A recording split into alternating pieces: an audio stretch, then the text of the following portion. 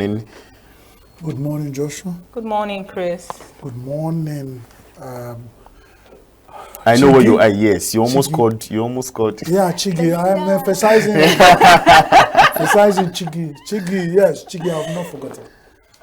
Looking good as usual with your eagle feather. I mean, your traditional Igbo heart. You know, you're the epitome of the traditional Igbo man. And I'm thinking, what of these days we'll get the Oja players to be playing Oja behind you as you're walking. I mean, it would be so nice. Yes, it deserves. You know, in African proverb says, you don't have water in your mouth to blow the fire.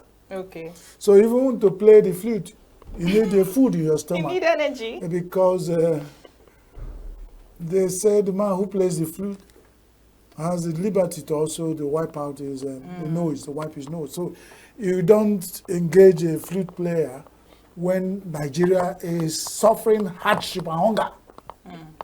So yeah, I get where you're so let's solve the first problem. Once we are out of hunger and hardship, we can go back to the old days where even some state governors have flute players who wake them up in the morning, and the band boys who play for breakfast. They have people who play for afternoon lunch, and the ones who send them to sleep with music and all fanfare. Yeah. So, but you know, we are losing so many of these things to hunger and hardship. Talking about hunger and hardship, IMF has come out to say it is not our fault, though. The harsh economy and economic policies is not our fault. Joshua, if you could help me find out the national daily that we don't know. What are your faults? So whose fault? Now, exactly you know why I'm laughing? We said, once you have agreed to befriend a woman who has broken back, you will share with the responsibility of carrying her up and down. IMF, World Bank, you guys have offered to be chief advisors of Nigerian economic system. You can't come at this time to deny anything. You are complicit. As far as I'm concerned, you give advice with one mouth, you take 1 million with your levels. I don't understand. When it's getting bad, you tell us so. But it's very clear the government have one way or the other said they're following you. And you've come out to tell us our president's policy we mature in 15 years. I mean, if you don't know about this, if you don't know about the plan, what do you know? If you know the plan, you know when it will mature. So what have you advised? Let them come out and tell us what they have advised. Take it on the one side, what you have advised Nigerian government to do, minus it from what you didn't advise them. Put it in the public domain. Let's know what to think. So all these today you hear this, that you will not remove them from the being complicit of Nigerian situation. In addition to that, you're talking about the advice that they have actually put out and the ones that they didn't, having a balance. Look at what Saturday Vanguard carried. Saturday Vanguard says, World Bank to Nigeria, and I'm thinking this is an advice again, an economic related advice. Says, NYSC, your gold mine, leverage on it for industrialization. We have said that on this desk several times. If you remember, there was a morning I was saying, what, on the average, a typical Nigerian university churns out every season. Let's be an average. A typical Nigerian churn out 5,000 graduates. Ties it by number of universities. Federal, and these some states, because of security, they magic go to some states, but these are young, virile Nigerians with energy, ideas. You put them together, all you teach them is attention, stand still, correction, and then you set them to go. When they started the experiment of NYC farms, go between Enugu and Abakaliki. It's a massive land where NYC were planting rice. NYC. It's no more. So they depend, you see, when we say, I don't know what do we have in our brains. We still need World Bank and IMF to tell us this. This is low-hanging fruits. Young Nigerians, even when we are talking here, say, do not even bother to send them anywhere. Put them in one place. Make it comfortable. Pay them allowance every 1 year. They pass through there. They produce agbado. They produce ewa. All these. And then which other one? And we have it in abundance. But Chris, you know what you just explained now, lofty, beautiful. Are we sure this is exactly the same line, the same thought line that the IMF and the World Bank? Whichever way we are talking about, if you think along their line, the gold mine, no, they have not explained to us exactly what they mean. When somebody say you have gold mine, start with the low-hanging one and get to, because most of them, when you have put Nigerian graduates of this caliber together, let them feel free to come up with ideas. Ideas. Among them, they will develop even ITs. Some will write programs that will, things that will make change Nigerian agricultural system. I'm just saying, I love what you're saying, and I get it. I'm just saying, is the World Bank really for us? Are they saying all this because they love us? Or there's a little bit of an opportunity for them there? Nobody loves you more than there was a guy who said that a guy has a face. Them there. He has a face only his mother can love. Can like. If somebody has that face. Nigeria, we have a face only Nigerians can like. There's no free meal. Why are we at this age, 64 years, looking for who will advise us and who will love us? At 64 years, we have not realized that nobody, there is nothing we do for our girlfriend's son to call us Papa. If we have not realized that now, when are we going to realize that? That's why we go cap in hand and they will mess us up.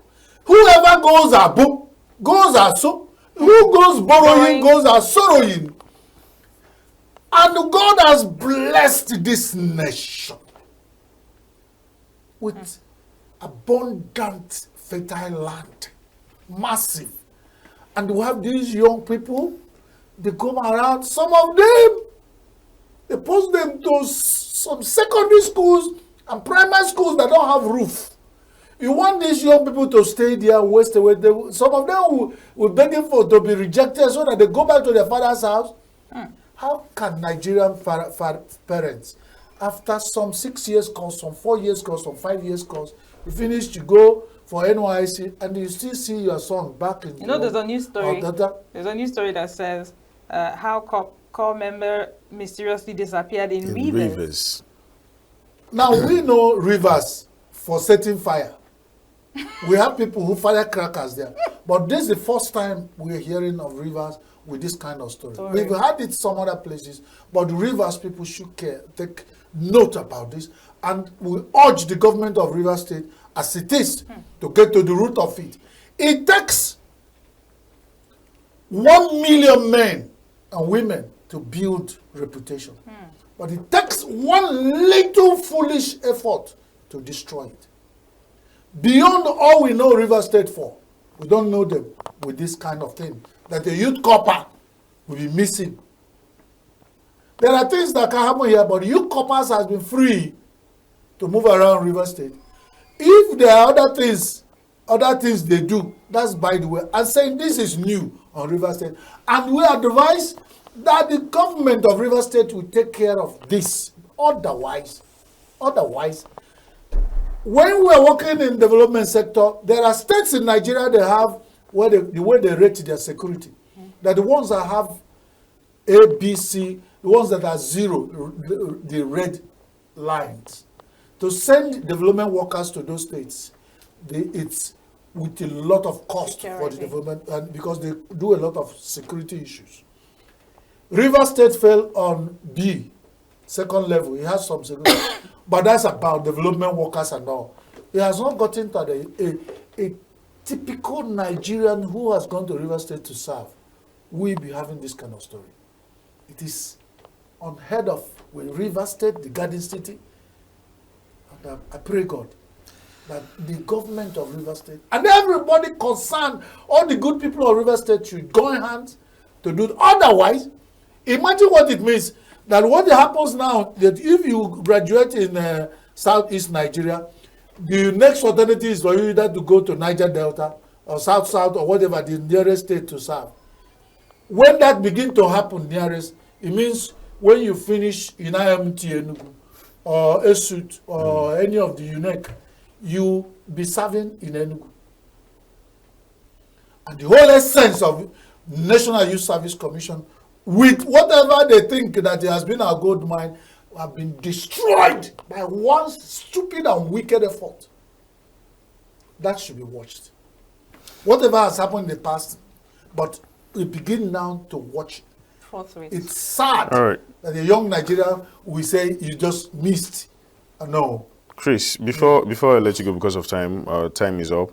You said something of recent, I think 2 days ago or so, and then you went viral, and a lot of people had a lot of things to say about what you said. But now it's coming up on the Saturday Vanguard saying Igbos easily subdued at home these days.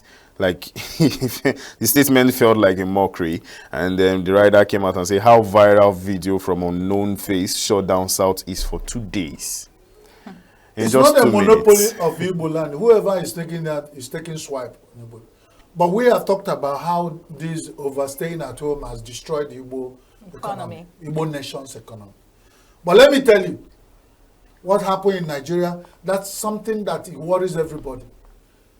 People go, this is a nation where the government, the governors, as they stand, have lost every sense of authority. They will say something people hardly believe it. But one viral video from any unknown face, you see people. And what happens, it's not that they say it's easily. These threats, they go about to make it real. The last one that happened in Igbo land, people think it went without his, but you put your nose down, you find weird trailer filled on Akigwe Road, viral video where they were set on fire, and cars on the street where there were gunshots, and just to press their point home. And you ask yourself, if this happens, some people will give some threat, the government will sit quiet. And these are the government people who go about with the retinue of police escorts. And they want you, as ordinary human beings, to go to the street. They will just give you order, go to the street, open the shops and all. You find out that each time the governors come out to say, go back to the market, open the shops, that's the day nobody will appear. Because they know that once you try this, these people that are giving these threats will come out to make good their threat. So they have to begin to really do something to assure the people that they are in control. Because this is a nation only where, what they call it, non-government actors give orders, and the whole nation will catch cold. But when the government itself gives order, people hardly, they will be weighing whether it's true or not. There are days they say it's a sit at home for clean up exercise, and people will wake up, look through their window, if they see their neighbor going, that's it. Well, Chris, is it because of what the governors do or say, or what they don't do, or what they don't say? Because if the governors equip the agencies or get the agencies to, patrol the streets during, those sit-at-home whatever orders, people will be, want to come out because first they see the security operatives. Exactly.